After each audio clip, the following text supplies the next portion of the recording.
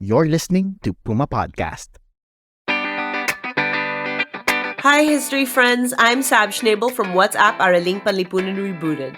And as a historian, I worry about how our history is being distorted by people to serve their own interests. The Marcos dictatorship was not a golden age and the justice has not been served. But I also know this isn't a new phenomenon. Recently, I've been guesting on other podcasts to talk about historical gaslighting. And our friend, Bella Perez Rubio of Teka Teka News, put together the most important bits you need to know.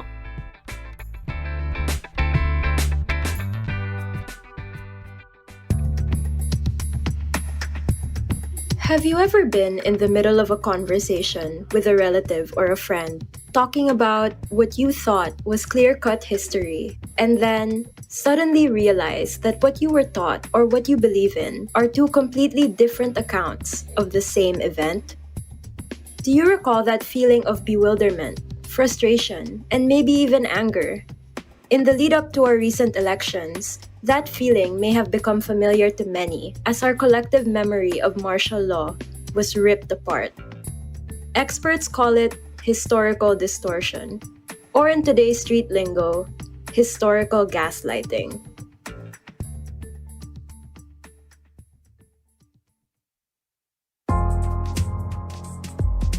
I'm Bella Perez Rubio, Puma Podcast. Before we go any further, listen to the Philippine Historical Association statement rejecting historical distortion a few weeks after the election of Ferdinand Marcos Jr., son and namesake of the late dictator.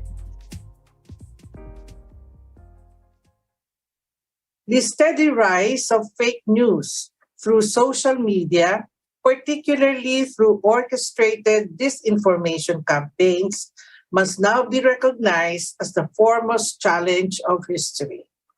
The reckless exercise of free speech, a right which is guaranteed by our Constitution, has led to the toxic mixture of disinformation with established historical facts in public discourse. Such distortion of the historical narrative, particularly when made for partisan ends, impinges on society's moral fiber and cultural identity. This made Filipinos turn against each other and permit what was once intolerable. It isn't just about martial law. As the incumbent president enters his last month in office, let's remember how his term began, with his bloody campaign against illegal drugs. The cardboard signs on corpses reading, "Drug pusher, wag tularan," and the ardent supporters and officials who would claim, before the body was even cold, that the victim died because he fought back, that neighborhoods are safer now. We have a duty now to constantly remind people of our history and to constantly remind people that this happened, these things happened, and this was what happened because of them. This is the consequence. Because that consequence is what we're going to be, is what we had to reckon with. And consequences are what we're going to have to reckon with as we go forward. And so it's part and parcel now of anyone's literacy in the world is being historically literate and to understand how that has affected us, because it makes such a big difference when you understand where you're coming from and what your sort of legacy is. That was historian Sab Schnabel on Puma Podcast's Kung Gusto Mo ng Pagbabago. Revision, she says, is an age-old problem. Take the Philippine-American War in the 1800s. And so that's the time that, our education basically was used a little bit against us because we were taught by the Americans to love America.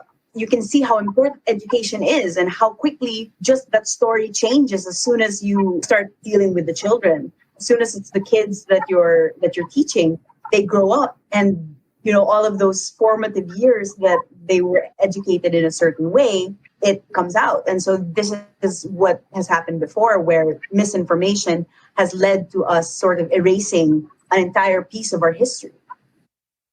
The US, still a close ally of ours, colonized the Philippines for nearly half a century. You can also learn more about the Philippine-American War which lasted 3 years and resulted in the death of some 20,000 Filipino soldiers and around 200,000 civilians, on another Puma podcast series hosted by Sab titled What's Up? Araling Panlipunan Rebooted. But it's not just the Philippines. Across the world, history is being distorted to serve political agendas. Ever heard of a Holocaust denier? Or what about the neo-Nazis who marched in Charlottesville, US in 2017? You know, the ones part of the crowd that then US President Donald Trump said was composed of quote-unquote, very fine people on both sides. The US has long been battling revisionism too. Lately, there's been a push to ban certain books from schools.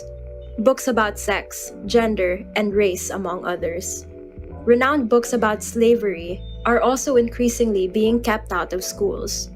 So given all this, what can be done? Kung gusto mo ng pagbabago, kailangan magtrabaho. I think we all need to work now. Unfortunately, that's where we are. Like, we all need to work now. We all need to keep history alive. We all need to be telling each other, helping each other be more responsible with what we're sharing, helping each other be more responsible with what we're saying and what we're doing. In short, it's going to take a whole of society approach to protect and write, as in RIGHT, history. I think that there's a lot of work that we all need to do now. We have to do those little incremental things. We have to help our lolas with YouTube and tell them that the Facebook sharing is maybe not the best place to get their information, things like that. So I think we all need to do that work. And that was today's episode of Teka Teka. Again, I'm Bella Perez Rubio. This episode was produced by Kat Ventura and edited by Presh Capistrano. If you want to know what it felt like to be part of the People Power Revolution, check out Puma podcast series Radio Malaya. Also, follow Teka Teka and Puma Podcast wherever you get your podcasts. We are excited to build our community with you, and it looks like we'll be able to meet for events real soon. So if you want to stay in the loop, please go to pumapodcast.com and subscribe to our newsletter. Thanks for listening.